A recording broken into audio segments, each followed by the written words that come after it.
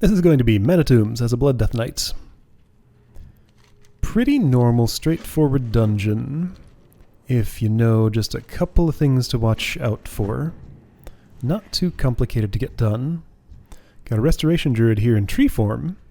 That used to be a thing where the Druid would just spend like all their time as a tree when they were healing, but now it's a talent you opt into and you just temporarily shift into the form and it gives you a boost to some stuff, apparently.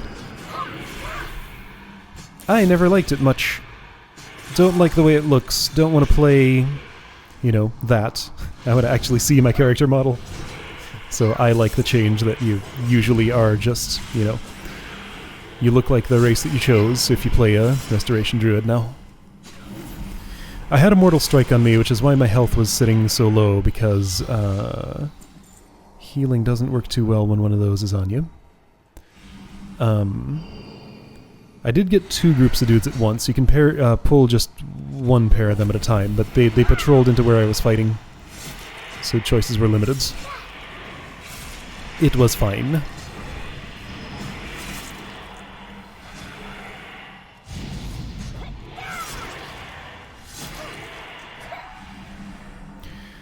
So the stuff I've read says that while Guardian Druid has Frenzied Regeneration and Protection Paladin has Light of the Protector, the Death Knight's equivalent to that is pretty much Rune Strike, and they're supposed to be like the tank that is most built around self-sustaining and healing. Thing is though, like, I'm not sure I've entirely figured out how to use Death Strike yet. Did I call it something else? So yeah, Death Strike takes, I think it's 40 runic power per use. So if I have a full runic power bar, then I can only do 2 Death Strikes until I'm out. And they don't heal for that much. They heal for more based on damage recently taken. There's a minimum, so it'll always heal you for a little bit. It's also my hardest hitting melee single target ability, so sometimes I want to use it just for that. Gotta clear everybody in this room, by the way, before attacking Pandemonius, because otherwise will get all their attention at once, and everybody's gonna die if that happens.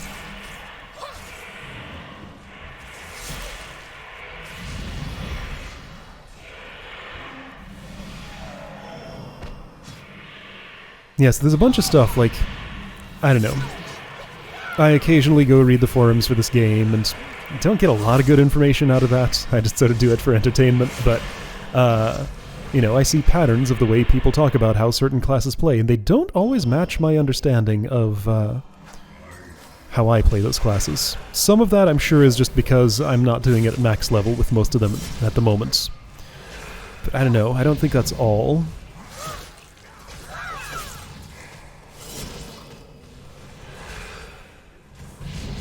Pandemonius shifts into the void and is invulnerable for that whole duration, I think. So that's why I was standing there doing nothing.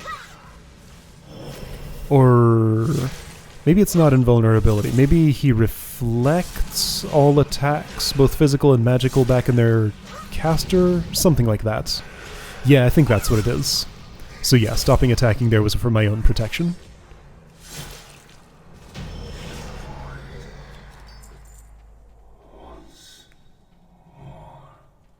So yeah, as long as you kill the things before him, there's not that much that can go wrong with Pandemonius.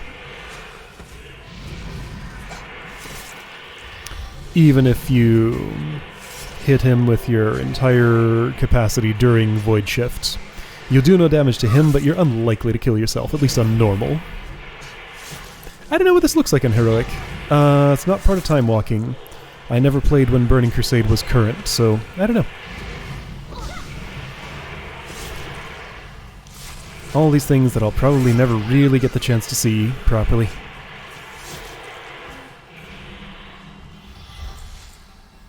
Alright, this room. This is another place that often goes wrong if you don't know exactly what to do. Since it's a right turn, a common route is to go over this bone pile.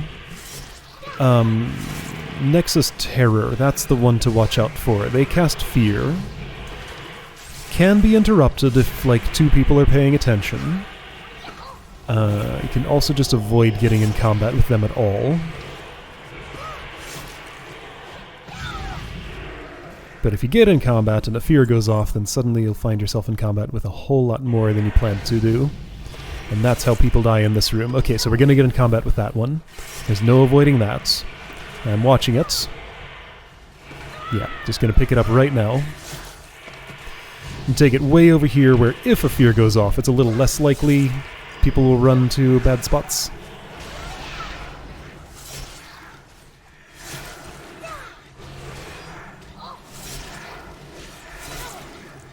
No fear happened. That's nice. It does have a cast bar. It can be interrupted, but, you know, you have to pay attention for that.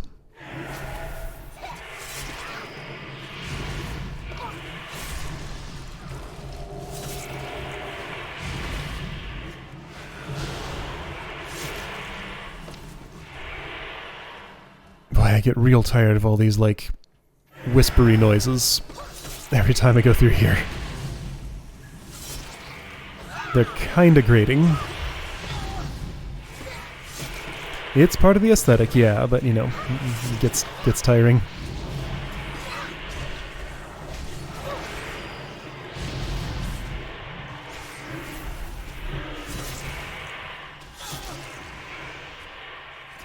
There's that fear. Wait, that is interruptible, right? My eyes were elsewhere. I didn't see a cast bar. Those 2 things could have been related. Pretty sure it's interruptible. Hey, I'm level 70. Isn't that nice? I didn't really look at the rest of my party. So there's another Death Knight, and a Hunter, and... what's that other one?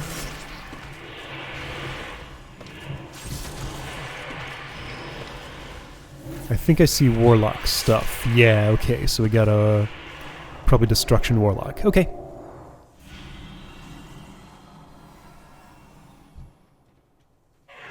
This Restoration Druid's just staying in tree form. I thought you couldn't... Oh, there's like a glyph or something you can install to be able to do that. I guess they just like it that way. Okay. Doesn't come with all the effects, I think. So it just, like, looks like an old school tree druid. I see. I mean, that's fair. It's not my preference, but I understand if it's yours. Yeah, so this is what often happens in rooms of the Nexus Terror. There's only one more group that got on us. And we took care of it before it went bad, but, you know, like imagine 3 people running in 3 different directions, all finding, you know, a pair of ethereals. That's how everybody dies when that fear goes off. Alright, Tavarok up here, second boss. Doesn't do anything dangerous, only annoying things, I seem to recall. He does like an earthquake where nobody can move for a few seconds. And that's about all I remember. You want to face him away from everybody else in the party because he does do some sort of cleave or frontal stomp or something. There's the earthquake. Everybody's stunned. It's annoying. And everybody takes damage, so, you know, healer has a job to do as soon as their stun ends. Somebody automatically got a skull on them from some add-on, so some effect was on. I think that was the Hunter's Pet, maybe? I didn't see what it was, though. Alright, so some add-on decides that that's a dangerous ability that he applies to whoever. I'm not seeing health bars particularly go down, though.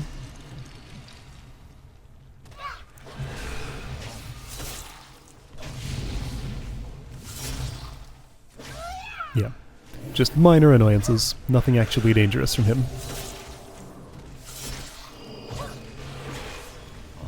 What's cool, though, is you can mine him, if you have mining skill, which I do on this character, and sometimes get some cool gems.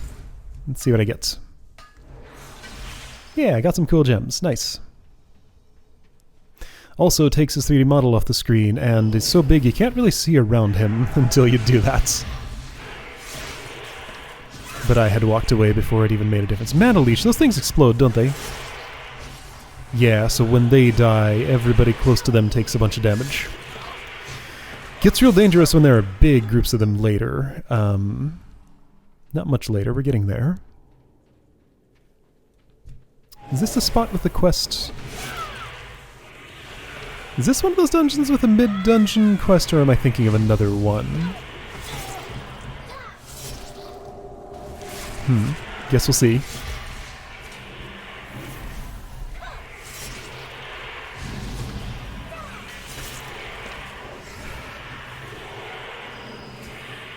So when incapacitated, everybody loses interest in me. So for those 3.5 seconds... What did I just do? Did I? Okay, something happened. Was I like mining or picking flowers or something? Maybe. I got away with it, whatever it was.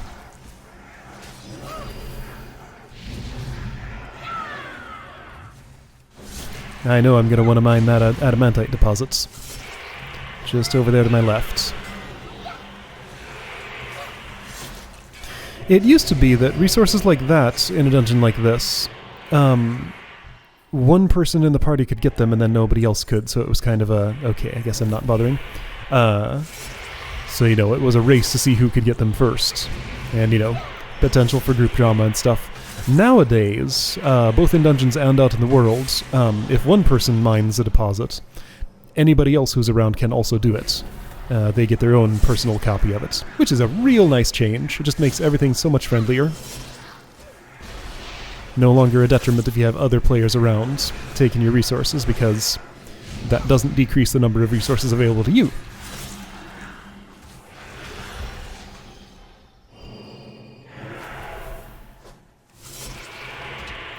Same thing for, this is not applicable at all in a group setting like a dungeon, but just out in the world, if you're not grouped with somebody, and there's like something you need to kill for quest credits, it used to be that first person who tagged them would be the only one who got the credit for it. So having other players around was a bad thing, because you're competing directly for resources. But now, anybody who hits a thing, as long as they're on the same faction, will get credit for it.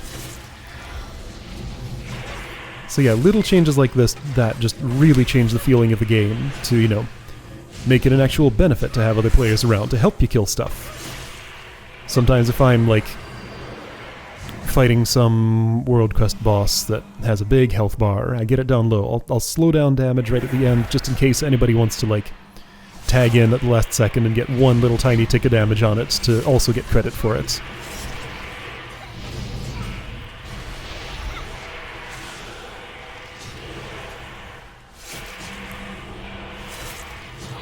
People are coming and going constantly, and if you can get that, then you don't have to wait for a respawn.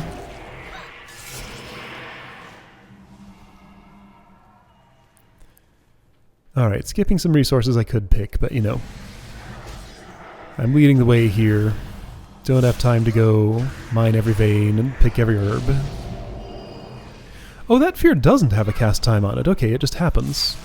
Alright, I was thinking of a different effect, I guess. Yeah, so that's why they're so dangerous, right, because you can't interrupt their fear. You can stun them, though, I think? I do have Asphyxiate. I haven't been using it, I think. Really, I'm not going to mind that. That surprises me. Okay. Yeah, so you can see how the hunter mined it there, but it's still there for me if I want it.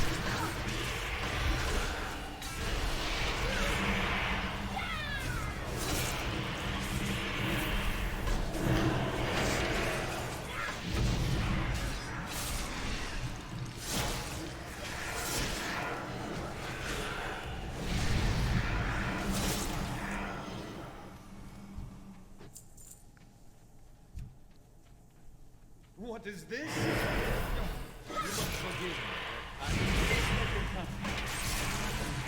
There's that big group of mana worms or whatever.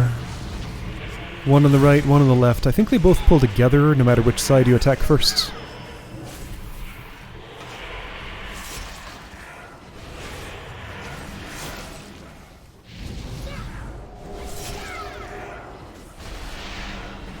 Nexus Prince Jafar, just like Pandemonius, will gain the attention of the entire room if you attack him without clearing it first, I think. Yeah, I'm like 90% sure that's true. Yeah, so Mana Leech is on the right. Yeah, ones on the left also come over. Yep. So it looks like 8 of them total, somewhere around there. I think even if these all went off and I got no healing in between, I'd survive. Everybody else who's not in a Protector specialization might not. Alright, so Nexus Prince Jafar. The Ethereal Beacons are there, they float around, do stuff, kind of worth killing. You can ignore them if you want to, but I'm trying to actually kill them. I think he summons more during the course of the fight. Yeah, he does. Yep. That one was a new one.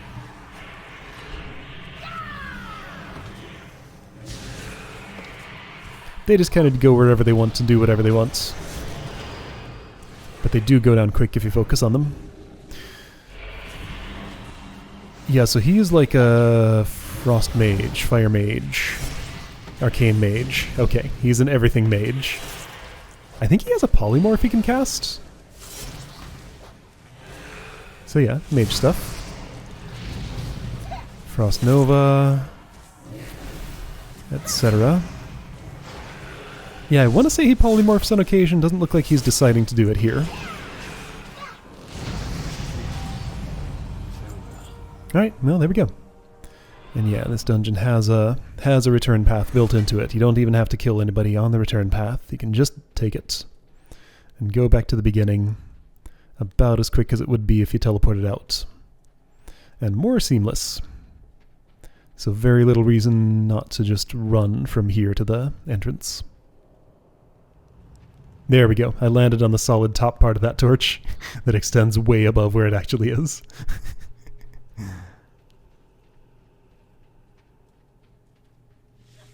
Huh, okay, so Druid got the achievement, meaning they had not been here before, meaning they probably had the quests to do, and yet didn't bother turning them in before leaving. Okay, well, that's your choice. Alright, that's Mana Tombs. See you next time.